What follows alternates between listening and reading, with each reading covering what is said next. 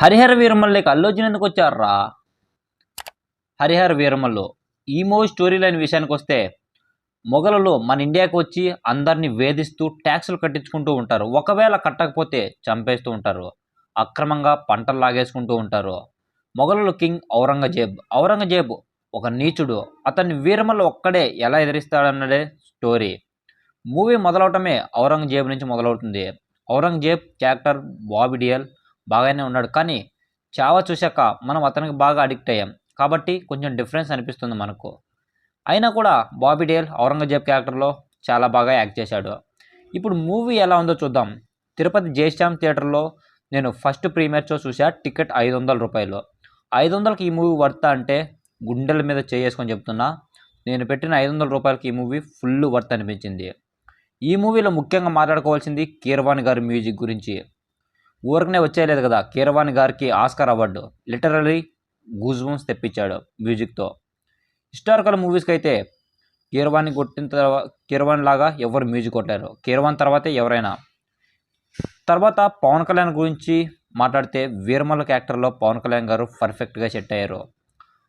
ఒక పక్క election manage చేసుకుంటూనే ఈ మూవీలో కంప్లీట్ చేశాడు. పవన్ కళ్యాణ్ డేట్స్ దొరక చాలాసార్లు పోస్ట్ పోన్ అయింది, కానీ ఒక డైలాగ్ ఉంటుంది కదా, ఎప్పుడు వచ్చామన్నది కాదు ఎలా వచ్చామన్నదే ముఖ్యమని. ఎన్నిసార్లు పోస్ట్ పోన్ చేసినా మూవీ ఎలా ఉన్నదన్నదే important. First time Pawan Kalyan గారిని ఇలా హిస్టారికల్ రోల్లో చూసాం, బాగా సెట్ అయింది. తర్వాత హీరోయిన్ విషయానికి వస్తే, ఇది గుర్తుపెట్టుకుంది తర్వాత మాట్లాడుకుందాం.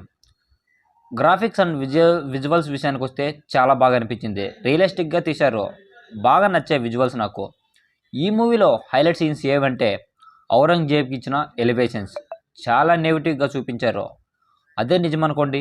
తర్వాత పవన్ కళ్యాణ్ గారి ఎంట్రీ చాలా బాగా నచ్చింది నాకు. పవన్ కళ్యాణ్ గారి entry scene, interval sequence scene, తర్వాత క్లైమాక్స్ సీన్లో ఫైట్స్ గూజ్బంప్స్ తెప్పించాయి. అనిమల్స్తో ఫైట్లు కూడా గూజ్బంప్స్ తెప్పించాయి. తోడేలతో ఫేస్ ఆఫ్ ఉంటుంది పవన్ కళ్యాణ్ గారికి. అప్పుడు థియేటర్ మొత్తం అల్లు అర్జున్ అని అరిచారు. అదెందుకో నాకు ఇప్పటికీ అర్థం కాలేదు.